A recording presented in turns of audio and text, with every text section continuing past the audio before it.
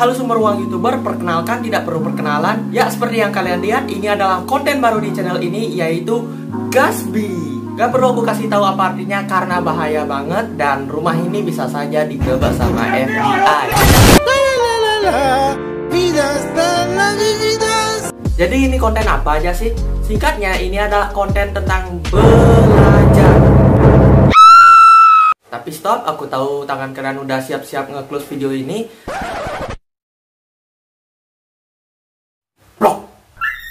Jadi di konten ini kita belajar tentang apa aja sih? Ya singkatnya tergantung moodku aja. Kalau lagi ingat masa lalu ya aku belajar sejarah. Kalau lagi pengen tahu tentang negara-negara aku belajar geografi. Dan kalau aku lagi pengen buat anak, ya belajar biologi. Nah juga penontonku pasti bingung, kenapa sih Cicak bikin konten edukatif kayak gini? Apakah dia kerasukan pada Najwa? Iya, nggak kerasukan juga sih. Anak anjing. Capek juga ya jadi orang tolol.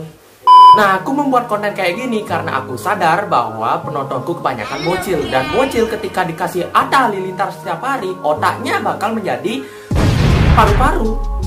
Ya tapi konten ini intinya biar kalian lebih memahami pelajaran yang ada di sekolah aja sih. Dan untuk episode kali ini kita bakal mulai dengan belajar tentang sejarah. Oke, let's go!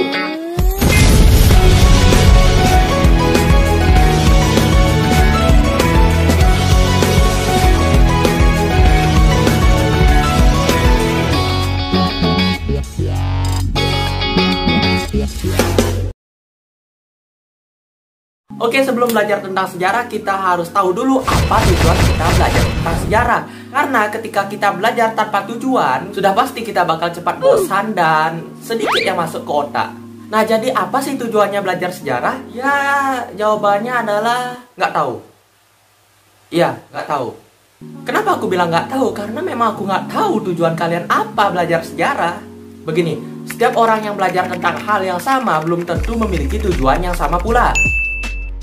Misalnya nih, aku belajar naik motor. Untuk apa aku belajar naik motor? Ya, bagiku tujuannya adalah untuk bisa pergi ke satu tempat, ke tempat yang lain dengan cepat. Apakah orang lain memiliki tujuan yang sama denganku? Tentu, tapi tidak sedikit juga yang tujuan utamanya belajar naik motor adalah untuk balapan ataupun sekedar syuting film. Dan untuk belajar sejarah, ada kok orang yang cuma belajar buat ngejar nilai, ada juga kok yang cuma pingin sekedar tahu. Tapi untukku, aku memiliki tujuan tersendiri untuk belajar sejarah. Yaitu 1. Membuka pikiran, 2. Mempelajari kesalahan dan pemikiran pendahuluku, 3. Nyari funny moment, 4. Masih mikir. Oke, apa sekarang kalian memiliki tujuan untuk belajar sejarah? Kalau belum nggak apa, kita kenalan aja dulu.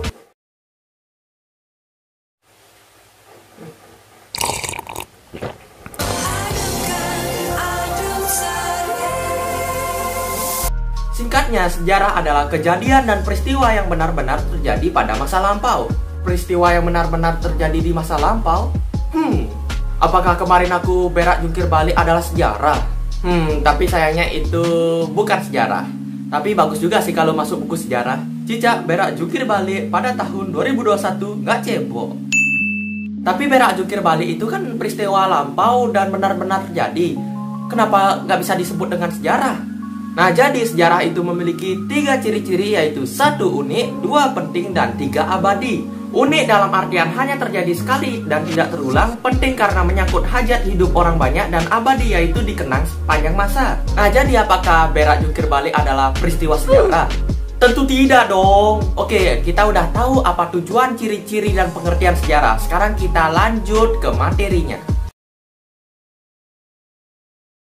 Pertama, apa pengertian kolonialisme dan imperialisme? Wah, jawabannya panjang sekali.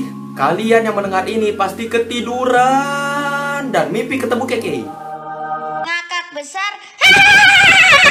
Nah, jadi kolonialisme adalah segala upaya yang dilakukan suatu negara untuk menguasai suatu daerah atau wilayah untuk mendapatkan suatu sumber daya dari daerah tersebut. Terus imperialisme adalah suatu kebijakan atau sistem politik yang diterapkan suatu negara untuk menguasai negara lain dalam upaya memperoleh kekuasaan dan keuntungan.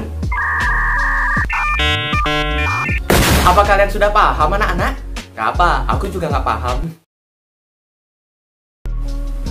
Di zaman dulu atau